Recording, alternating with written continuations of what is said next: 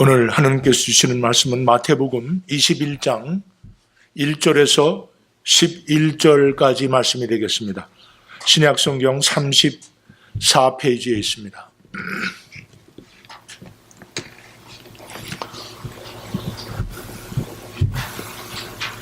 마태복음 21장 1절부터 11절까지 말씀 제가 봉독해 드리겠습니다. 저희가 예루살렘에 가까이 와서 감람산 벳바게에 이르렀을 때에 예수께서 두 제자를 보내시며 이르시되 너희 맞은편 마을로 가라. 곧 매인 나귀와 나귀 새끼가 함께 있는 것을 보리니 풀어 내게로 끌고 오너라. 만일 누가 무슨 말을 하거든 주가 쓰시겠다 하라. 그리하면 즉시 보내리라 하시니 이는 선지자로 하신 말씀을 이루려 하심이라. 일렀으되 시온 딸에게 이르기를 내 왕이 내게 임하나니 그는 겸손하여 나귀 곧 멍에 매는 짐승의 새끼를 닫도다 하라 하였느니라. 제자들이 가서 예수의 명하신 대로 하여 나귀와 나귀 새끼를 끌고 와서 자기들의 겉옷을 그 위에 얹음에 예수께서 그 위에 타시니 무리의 대부분은 그 겉옷을 길에 펴며 다른 이는 나뭇가지를 베어 길에 펴고 앞에서 가고 뒤에서 따르는 무리가 소리질러 가로되 호산나 다윗의 자손이여 찬송하리로다. 주의 이름으로 오시는 이여 가장 높은 곳에서 호산나 하더라. 예수께서 예루살렘에 들어가시니 온 성이 소동하여 가로되 이는 누구냐 하거늘 무리가 가로되 갈릴리 나사렛에서 나온 선지자 예수라 하니라. 아멘. 아버지 하나님 감사합니다. 예수 그리스도를 이 땅에 보내주셔서 십자가에 돌아가시기까지 주님께 충성하신 그 모습을 저희가 배우기를 원합니다. 십자가 돌아가시기 전 닷새 전에 주일날 아침 예루살렘에 들어가시던 예수님의 모습을 우리가 기억하며 호산나 찬양 부르던 이스라엘 백성들과 함께 주님을 만왕의 왕 만주의 주로 찬양하기를 원합니다. 또한 그러나 우리 가슴 속에 이제 닷새 후에 돌아가실 예수 그리스도의 고통을 마음속에 기억하며 주님의 희생과 사랑을 온전하게 감사하는 복된 시간 되게 하여 주시옵소서. 감사하고 예수 그리스도를 받들어 기도하였습니다. 아멘.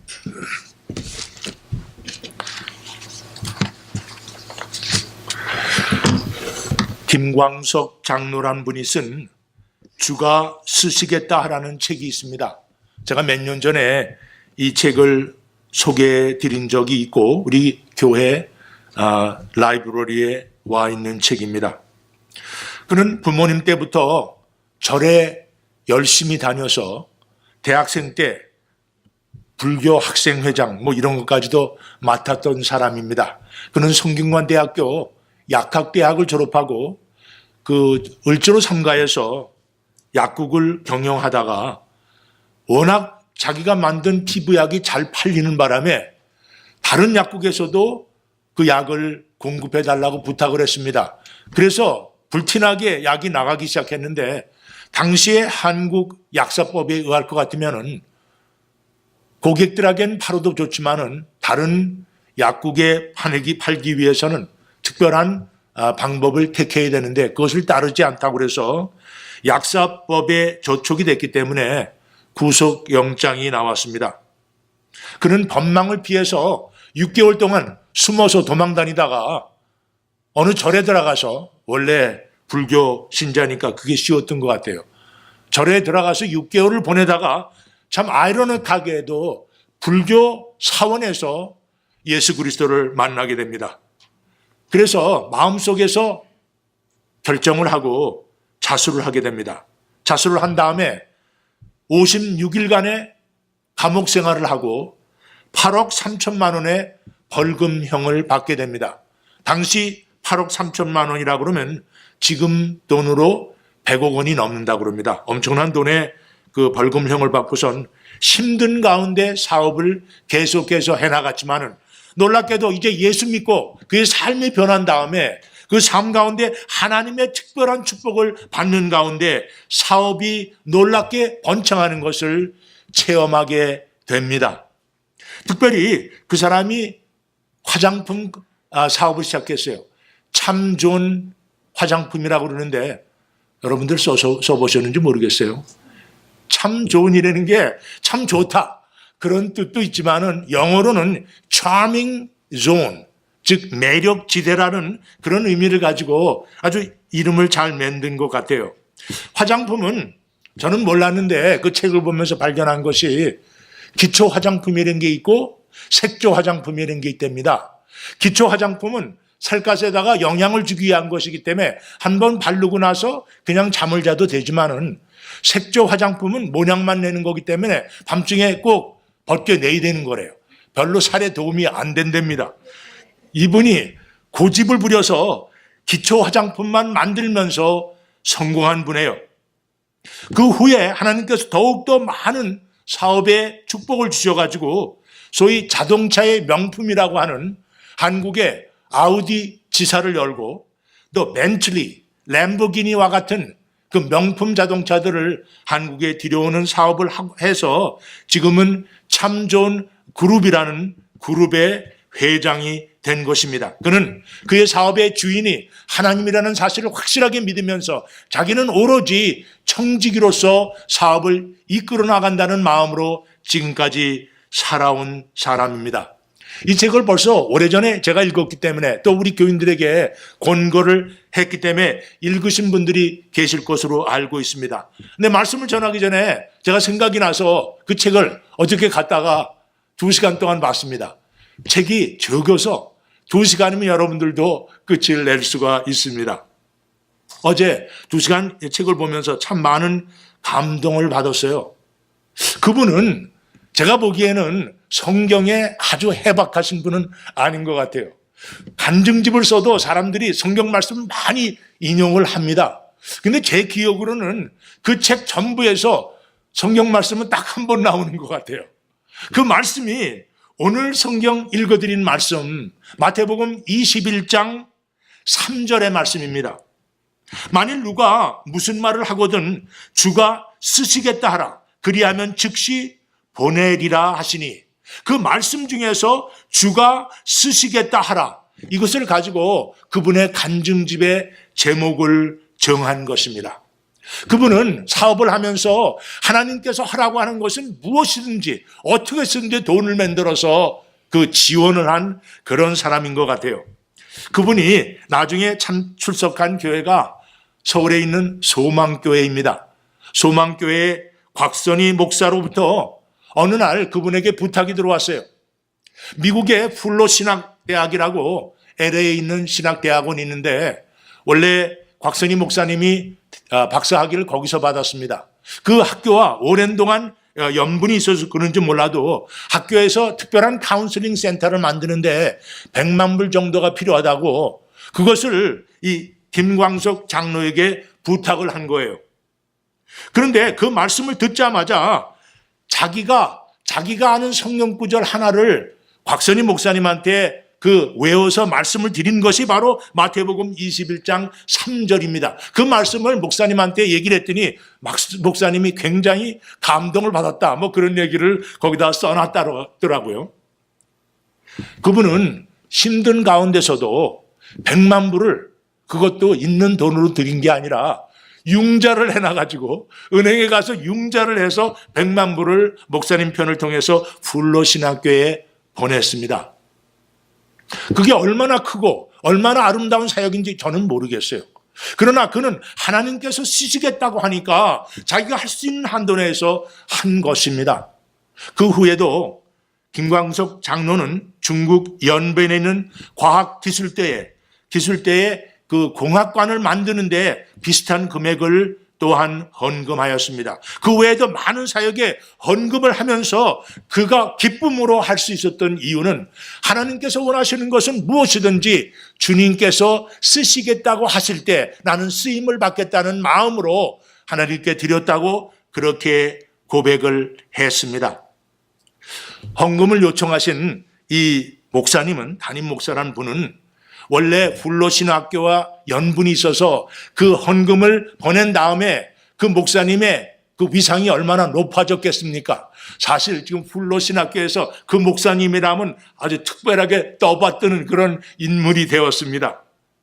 또한 그 곽선희 목사님이 최근에 신문에서 구설수에 올랐었는데 그분이 아주 고급 외국차를 타고 다닌다고 그래서 신문에서 아주 때렸어요. 근데 지금 생각해 보니까 그 차가 벤틀리인 것 같아요. 이 김광석 장로님이 운영하는 벤틀리 최고급 회사, 그 자동차를 아마 목사님한테 드린 것 같아요. 그래서 목사님은 그냥 받았으니까 어쩔 수 없이 썼다고 그러지만 사람들 눈에는 그렇게 안 보이거든요. 그래서 신문에서 여러 번 매를 맞은 것 같습니다. 그것이 얼마나 훌륭한 사역이었는지, 그것이 하나님 나라의 사역에 얼만큼 큰 도움이 되는가, 그거는 사실 중요하지 않습니다. 김광석 장로님의 편에서 볼 때는 그는 순종하였고 하나님이 쓰시겠다고 했을 때 쓰임을 받으려고 하는 그 마음, 그 믿음 때문에 그분은 축복받았다는 것을 저는 의심치 않습니다. 오늘은 종료주일입니다. 예수님께서 십자가에 못 박혀 죽으시던 금요일 날부터 닷새 전인 오늘 주일날 아침에 예수님께서 나귀를 타시고 예루살렘에 입성을 하십니다. 사실 예수님을 죽이려고 하는 사람들이 너무나 그 당시에 많았기 때문에 사람들은 비록 6월절이 오기는 하지만은 예수님께서 나타나실 것 같지가 않다, 이런 생각들을 하고 계셨지만 놀랍게도 예수님께서 처음으로 공식적으로 나귀를 타고 왕의 왕으로 만주의 주로 이제 예루살렘에 공식 입성을 하시는 것입니다. 예수님께서는 이제 죽을 준비를 하신 거예요. 그래서 닷새 후에 십자가에 돌아가시지만은 이제 정말 백성들 앞에서 백성들의 호산나 외침을 들으면서 마지막 그리고 가장 중요한 입성을 하게 된 것입니다. 물론 오늘 말씀의 주인공은 예수님이에요. 그런데 오늘은 제가 초점을 예수님으로부터 예수님이 타고 가시던 나귀로 바꿔보기를 원합니다.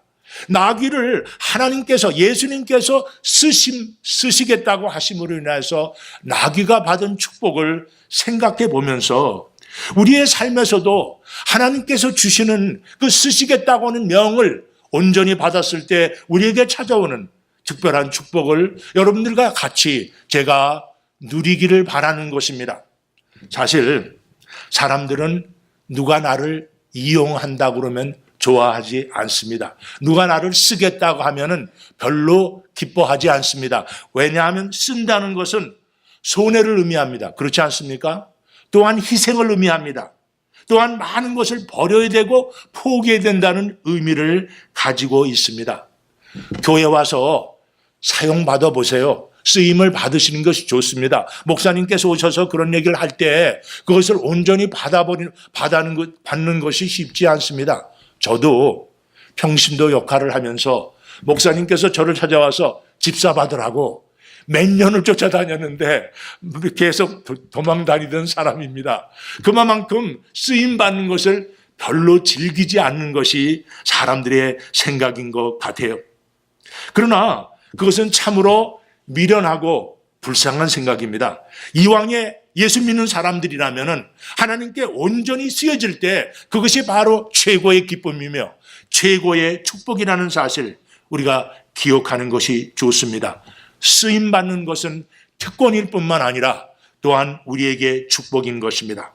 오늘 말씀을 같이 보시면서 우리가 정말 쓰임을 받는 것이 어떠한 축복이 있는 것인가 같이 한번 생각해 보기를 원합니다.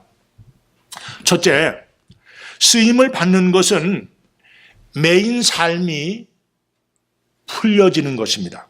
매인 삶이 풀려지는 것입니다. 쓰임 받는 것을 매인 받는 것이라고 착각하는 사람들이 많아요. 사실 교회에 나오는 것이 어떻게 보면은 매임을 받는 겁니다. 그렇지 않습니까? 주일날 아침에 마음껏 늦게까지 잘 수 있었고 어디든지 갈 수 있었고 골프 치러 갈 수 있었고 그 다음에 배 타러 갈 수 있었고 어퍼 페닌슐라에 갈 수 있었고 이렇게 편하게 살던 사람이 주일날만 되면 교회를 꼬박꼬박 나와야 된다고 그러는 것은 어떤 편에서 보면은 매임을 받는다는 느낌이 듭니다. 더구나 교회로 오면서 헌금까지 가지고 와야 된다니까 얼마나 큰 매임이 됩니까? 그런데 한 발 더 나가서 교회를 나오는 사람들에게 이제 점심 준비도 좀 해야겠습니다. 또 성가대에도 좀 쓰셔야겠습니다. 또 꽃꽂이 좀 도와주십시오. 뭐 이런 등등의 얘기를 들을 때 우리가 매임을 받는다는 생각이 왜 안 들겠습니까? 그런데 우리가 이 매임을 받는다고 생각했던 것이, 즉 쓰임을 받는 것이 사실은 풀림을 받는다는 사실, 우리가 이것을 기억할 필요가 있는 것입니다. 사실 우리 교회에서 집사가 되기 위해서는 몇 가지 조건을 붙입니다. 주일날 예배에 잘 참석하고 수요일날 저녁 예배에 참석하시는 것, 그리고 토요일날 새벽기도 정도는 꼭 참석해야 된다고 부탁을 드리고 또 약속을 합니다. 뿐만 아니라 11조가 중요한 약속이 됩니다.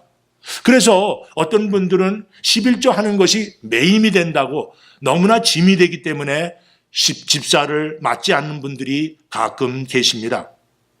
교회를 오랫동안 다녔는데도 불구하고 수요 예배 참석하는 것이, 또는 새벽 기도에 참석하는 것이 너무나 매이는 것이라고 생각해서 집사의 역할을, 또는 교회에서 충성된 삶을 살지 못할 때가 있는 것입니다. 그런데 사실은 오늘 말씀에서 보는 것처럼 나귀는 쓰임을 받기 위해서 무엇이 일어났냐 하면, 그는 매여 있었으나 그 다음에 사실은 제자들이 가서 그를 풀어준 것입니다. 우리 말씀을 열고 21장 2절, 마태복음 21장 2절만 같이 한번 읽으십니다. 이르시되 너희 맞은편 마을로 가라. 곧 매인 나귀와 나귀 새끼가 함께 있는 것을 보리니 풀어 내게로 끌고 오너라. 거기서 중요한 두 단어가 매인이라는 말이고 풀어라는 말입니다. 나귀는 사용받기 전에 무슨 일이 일어났냐 하면은 매여 있었는데 제자들이 가서 풀어준 것입니다. 사람들은 사실 많은 짐을 지고 삽니다.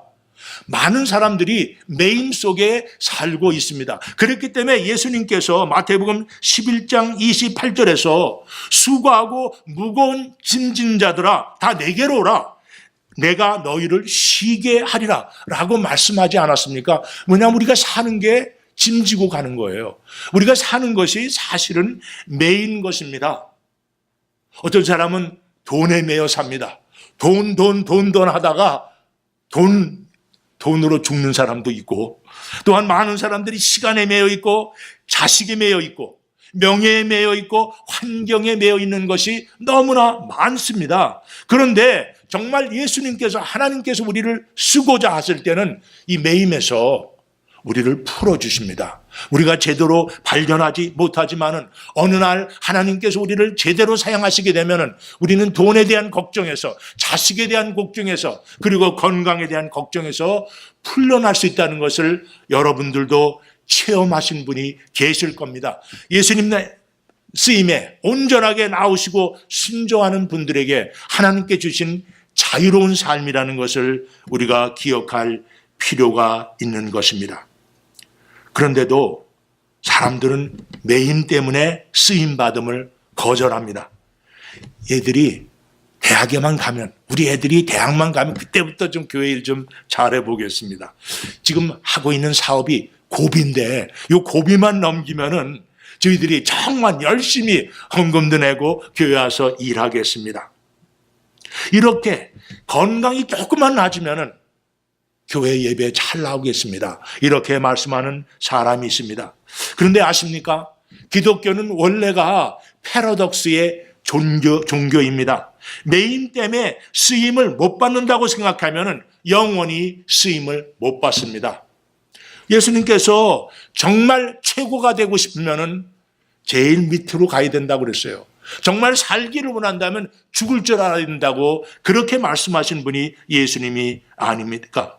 그렇기 때문에 우리가 담대하게 쓰임을 받고자 나오는 분들에게 하나님께서 우리가 걸려있는 모든 매임을 완전하게 자유시킴으로 인해서 능력 있게 사용될 수가 있는 것입니다. 어쩌면 걸려있던 사업의 문제가 하나님 앞에 온전하게 이겼다고 작정했을 때 해결이 되고, 돈 문제가 해결이 되고, 자식의 문제가 해결되고, 건강이 회복되는 그런 놀라운 역사가 먼저 담대하게 한 발을 주님께 쓰임받기 위해서 디디는 순간에 변화될 수 있다는 것을 믿으시기 바랍니다. 2006년에 Amazing Grace라는 영화를 영화가 나왔습니다. 저도 그때 그 영화를 봤었는데 그때 2006년에 나온 이유는 그것이 영국에서 노예 무역을 불법화하고 노예 해방법을 국회에서 통과시킨 것이 1806년이었기 때문에 200주년 기념으로 이 영화를 만든 것입니다. 그 영화의 주인공은 윌리엄 윌버포스라는 의원이었습니다. 그는 예수 믿으면서 노예제도가 잘못됐다는 것을 분명히 믿고 많은 사람들 앞에서 하루 이틀이 아니라 몇 년을 거쳐서 계속해서 호소하는 가운데 결국 1806년에 이 노예 해방을 허락받을 수가 있었던 것입니다. 그런데 윌리엄 윌버포스라는 사람에게 가장 큰 영향을 준 사람이 바로 존 뉴턴이라는 목사님입니다. 우리가 잘 아는 것처럼 찬송가 405장 Amazing Grace라는 찬송가를 기억하실 것입니다. 잃었던 생명 찾았고 광명을 얻었네. 이 찬송가를 만드신 존 뉴턴 목사님은 원래가 세상적으로 가장 못되게 사는 뱃놈이었습니다. 그런데 죽음의 문턱에서 그가 변화되고 예수님을 만났을 때 그의 삶은 하나님께서 쓰기 시작하셨습니다. 그래서 그가 목사가 되고 결국에는 윌리엄 윌버포스와 같은 많은 사람들에게 영향을 줌으로 인해서 영국의 모든 노예를 해방시키는 놀라운 역사를 감당할 수 있게 된 것입니다. 하나님께 쓰임을 받았을 때 존 뉴턴 목사님이 그 매여있던 모든 악한 것에서부터 풀림을 받았고 윌리엄 윌버포스를 통해서 매여있던 노예들을 해방시킨 것이 바로 하나님의 쓰임 때문이라는 사실을 기억한다면 우리는 하나님 앞에 나와서 온전히 쓰임을 받으면서 매였던 것, 우리의 삶의 짐이 되었던 모든 것을 해방받는 그런 놀라운 역사가 나타날 수 있는 것입니다. 우리가 하나님 앞에 쓰임받는다는 것은 매여있던 삶이 풀려지는 것을 의미하는 것입니다. 두 번째, 쓰임을 받는 삶은 천한 삶이 귀한 삶으로 바뀝니다. 천한 삶, 별 볼 일 없던 사람이 VIP가 된다는 얘기입니다. 성경에는 천한 삶이 하나님께서 쓰기 시작한 때부터 귀한 삶으로 바뀐 삶이 참으로 많이 적혀 있습니다.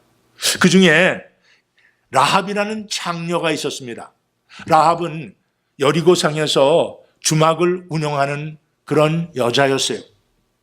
사람들에게 경멸을 당하는 그런 삶이었지만 어느 날 하나님의 일꾼으로 변했던 것입니다.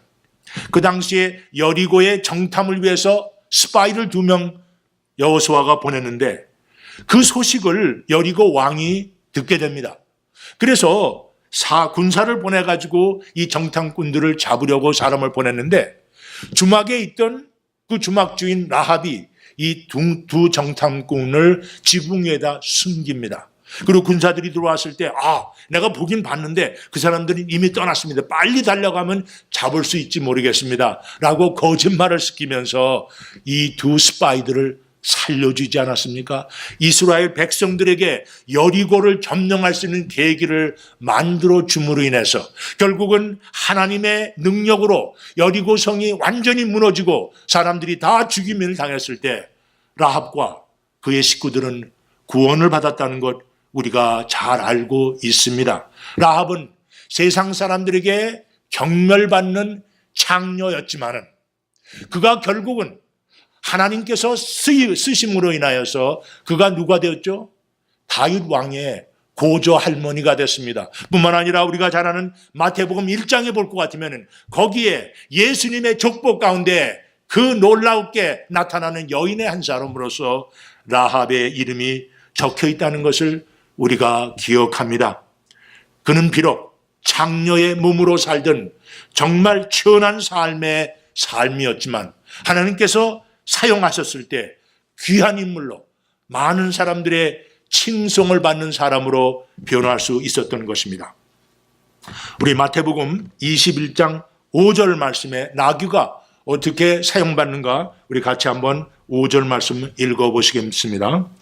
시온 딸에게 이르기를 내 왕이 내게 임하나니 그는 겸손하여 나귀 곧 멍에 매는 짐승의 새끼를 탔도다 하라 하였느니라. 여기서 중요한 것은 뭐냐면 왕입니다. 나귀 위에 태운 사람이 누구예요? 보통 사람이 아니라 왕입니다. 메시아입니다. 왕 중에 왕입니다. 그 예수님을 태우는 놀라운 사건을 통해서 이 나귀는 유명한 나귀, 중요한 나귀로 변하게 된 것입니다. 원래 나귀는 보통 이 말하고 틀려서 아주 백마라든가 좋은 말들은 장군이라든가 왕들이 타는 것이지만 나귀는 기껏해야 짐짝이나 싣고 다니는 것이 나귀의 사명입니다. 그런데 예수님께서 이날 특별히 이 나귀를 사용하시겠다고 하심으로 인해서 그는 정말 모든 사람들이 호산나 찬양하는 가운데 사람들에게 칭찬받으면서 그 길 한가운데로 왕을 태우고 들어가는 놀라운 쓰임을 받았다는 것을 우리는 오늘 말씀 가운데서 발견할 수가 있는 것입니다. 베드로와 대부분의 예수님의 제자들은 뱃사람들이었습니다. 갈릴리에서 어려서부터 고기만 잡고 자란 냄새나는 그러한 사람들이었어요. 그 당시나 지금이나 어부들은 그렇게 귀한 직업이 아니었습니다. 그렇게 무식하고 또한 거친 성격의 어부들이었지만 예수님께서 그들을 불러서 마태복음 4장 19절에서 베드로를 부르셨을 때 나를 따라오너라. 내가 너희로 사람을 낚는 어부가 되게 하리라. 이제 고기를 잡던 베드로를 사람을 낚는 어부로 만들므로 인하여서 그의 삶이 완전히 변하게 된 것입니다. 천주교는 지난 2000년 동안에 많은 교황이 지나갔습니다. 그러나 교황은 지금 천주교에서 교황을 너무 높이 받드는 것 같아요. 마치 교황은 죄도 없는 사람처럼 생각을 하는 것 같은데 그것은 잘못입니다. 그러나 분명한 것은 천주교를 통하여서 옛날에 기독교 가운데 교황의 위치는 엄청났어요. 유럽에서 수많은 나라의 왕들이 있었지만 왕 위에 군림하여서 왕을 지명할 수 있는 사람이 교황이었습니다. 그런데 그 교황 가운데 제1대 교황이 누굽니까? 천주교에서는 베드로를 1대 교황이라고 보는 것입니다. 어부로서 별 볼 일 없는 삶을 살던 사람이었지만 예수님께서 사용하시기로 작정하는 순간 베드로의 위상은 그렇게 중요한 인물로 변했다는 것을 우리는 성경 가운데서 발견하는 것입니다. 우리가 잘 아는, 자주 듣는 D.L. 무디, 드와이트 라이먼 무디라는 목사가 계십니다. 지금도 무디의 이름을 딴 신학교와 교화와 그룹들이 참 미국에 많이 있습니다. 그는 정말 유명한 부흥사로서 아마도 세계에서 가장 많이 알려진 부흥사일 것입니다. 그는 4살 때 벽돌을 얻는 사람의 자식으로 태어났지만은 4살 때 아버지가 일찍 돌아가심으로 인하여서 가난한 가정에서 살게 되었습니다. 사실 학교도 제대로 가지 못했어요. 전체적으로 그가 학교에 간 것이 초등학교 5학년 정도로 끝이라고 합니다. 그런데 그가 매사추세츠에 가가지고 교회를 다니기 시작하는 가운데 에드워드 킴볼이라는 주일학교 교사가 하나님의 사랑이 얼마나 큰가를 이 무디에게 알려줌으로 인해서 18살 된 무디가 예수님을 영접하면서 그의 삶이 변하기 시작합니다. 그가 시카고로 온 다음에 주일학교를 시작을 했는데 저녁에 모이는 주일학교 모임에 얼마나 사람들이 많이 오는지 처음에 시작한 지 몇 달 돼가지고 620명이 넘었어요. 그것이 하도 유명해져가지고 그 당시 미국 대통령이 됐던 16대 대통령 아브라함 링컨이 그 주일학교를 구경하러 왔다는 얘기가 있습니다. 근데 이 사람이 워낙 글을 읽을 줄가 몰라가지고 그 어느 분이 가가지고 어떻게 주일학교를 가르치나 보고 있는데 그날 마치 흑인들을 불러놓고선 그 흑인들에게 돌아온 탕자의 얘기를 누가복음 15장에서 읽고 있었는데 가만히 들어보니까 계속해서 단어를 스킵을 하는 거예요. 지나가는 거예요. 나중에 알고 보니까 이 무디 목사님이 모르는 단어가 많은 거라 성경을 읽는데 그래서 그냥 지나가 버리는 거예요. 그런데도 불구하고 그 믿음 때문에 하나님께서 사용을 하시니까 무디 목사님을 통해서 수많은 사람들이 예수님을 알게 된 것입니다. 통계에 의할 것 같으면 그 당시엔 인터넷도 없었고 PA 시스템도 없었지만은 무디 목사님에게 설교를 들은 사람이, 직접 설교를 들은 사람이 1억 명이 넘는다고 합니다. 그 짧은 시간에 얼마나 하나님께서 값지게 사용하는가를 우리는 너무나 잘 알 수 있는 것입니다. 우리가 일단 하나님 앞에 나가서 쓰임을 받는 순간부터 우리가 아무리 천한 삶을 살았다 할지라도 정말 귀중한 인물로 바뀔 수 있다는 사실을 믿으시기 바랍니다. 세 번째, 마지막으로 쓰임받는 삶은 늘 끌려다니는 별 볼 일 없는 삶이 영광스러운 삶으로 변하게 됩니다. Glorious, 영광받는 그런 삶으로 변하게 되는 것입니다. 영광을 받는다, 그런 얘기하면 생각나는 것이 레드카펫이에요. 레드카펫. 여러분들, 레드카펫 세리머니라는 것은 어느 때 사용하는 거죠? 외국의 국가원수가 방문했을 때 비행장이나 또는 거기서부터 레드카펫을 깔아줍니다. 그 사람을 너무나 높이 영광스럽게 받아들이는 것입니다. 또 아카데미 어워드, 이 배우들이 제일 귀하게 여기는 레드카펫 세리머니가 아카데미 상을 받는 날이 아닙니까? 그 레드카펫을 걷기 위해서 얼마나 사람들이 기다리는지 모르겠습니다. 오늘 말씀해 볼 것 같으면 사람들은 예수님이 타신 나귀가 걸어가고 있을 때 그 앞에 옷을 벗어서 그리고 종려나무 가지를 꺾어서 깔았다고 성경은 적고 있습니다. 우리 마태복음 21장 8절과 9절 말씀 계속해서 우리 한번 읽어보시겠습니다. 무리의 대부분은 그 겉옷을 길에 펴며 다른 이는 나뭇가지를 베어 길에 펴고 앞에서 가고 뒤에서 따르는 무리가 소리질러 가로되 호산나 다윗의 자손이여 찬송하리로다. 주의 이름으로 오시는 이여 가장 높은 곳에서 호산나 하더라. 이 옷이라는 것이 지금은 우리가 별로 중요한 것이 아닙니다. 저도 저희 집에 가면 이런 옷이 한 10대포 됩니다. 저는 38년 전에 결혼식 했을 때 입었던 옷부터 시작해서 다 그냥 남겨있기 때문에 엄청나게 많습니다. 그런데 그 당시에 사람들은 옷 한 벌 갖고 사는 거라. 그래서 옷이 사실은 전 재산이에요. 그렇기 때문에 이 예수님께서 십자가에 못 박혀 죽으실 때 로마 병정들이 뭘 했죠? 그 옷을 하나 얻으려고 제비를 뽑았다고요. 아니, 죽어가는 사람이 피 묻은 옷이 뭘 그렇게 얻을 만해.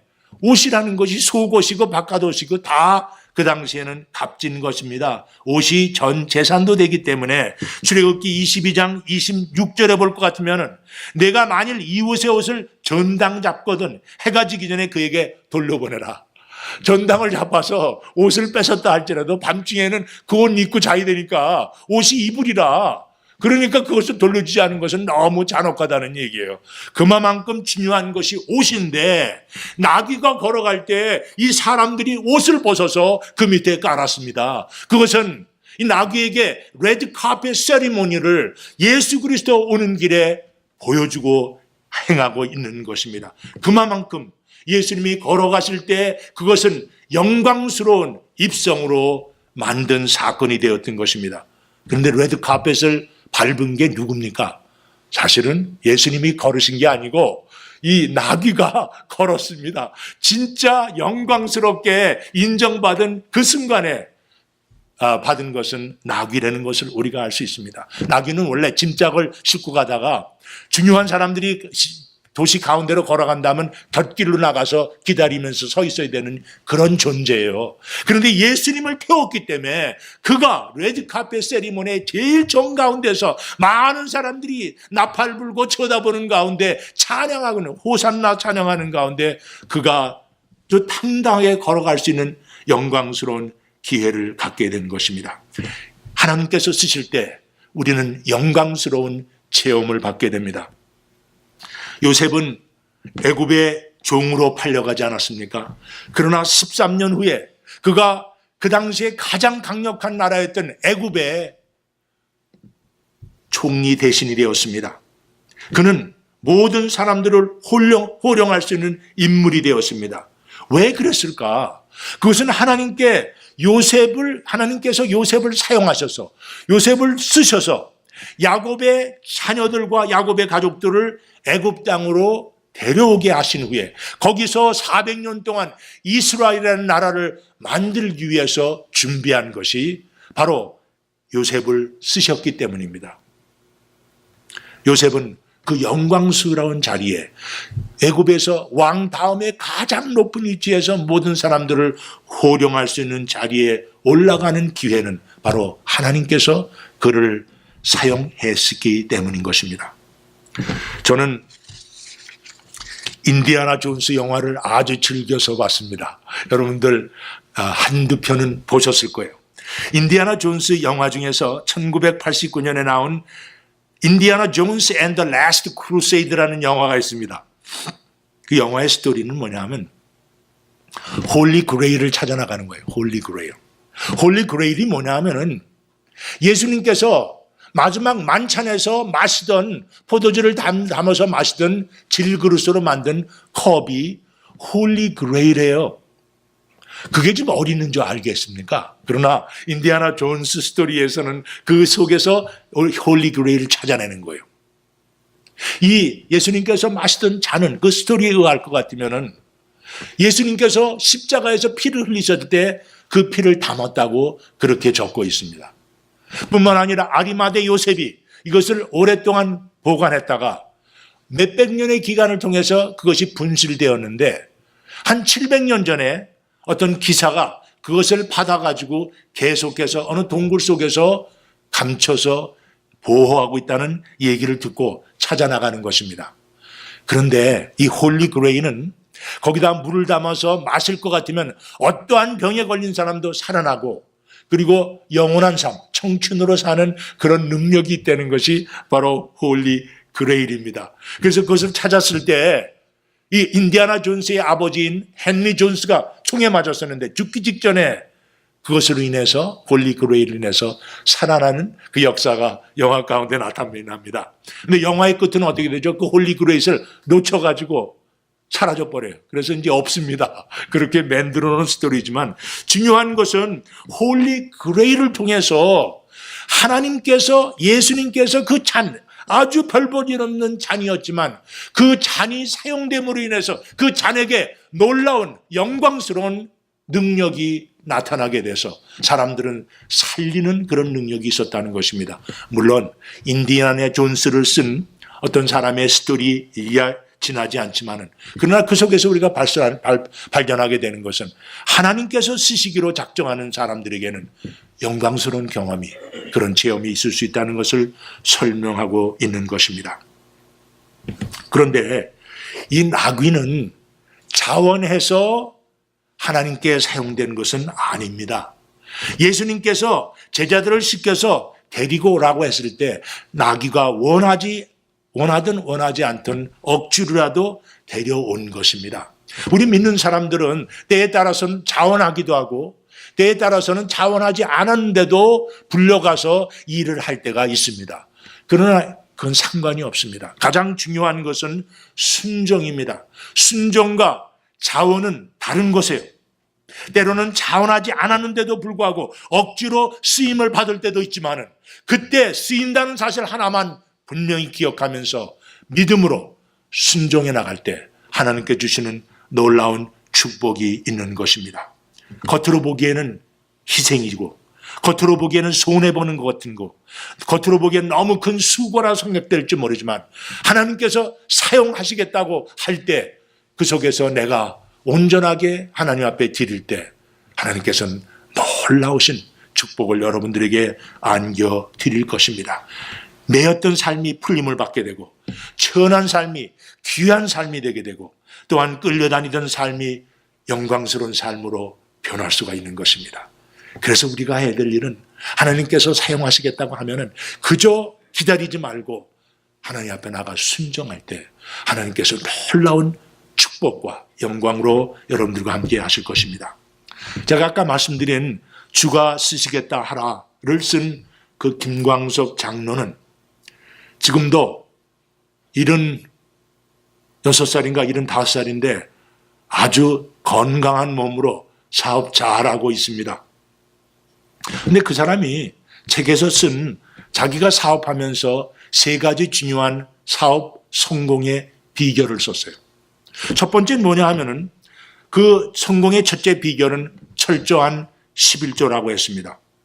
그는 말씀대로 믿는 사람이었어요. 정말 믿음 생활이 아주 시작돼서 무척 빈약한 상태였는데도 불구하고 어떤 친구가 찾아와 가지고 말라기 3장 10절의 말씀을 전해줬습니다.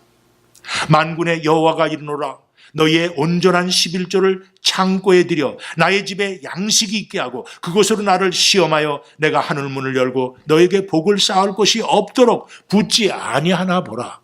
이 말씀을 듣고 나서 이 작은 믿음에서 하나님께서 나보고 시험해보라고 했구나. 그럼 나도 한번 시험해보자. 그래서 참으로 힘든 사업 중에 있었는데 그가 받는 모든 수입의 11조가 아니라 12조로 하나님께 드리기 시작했습니다.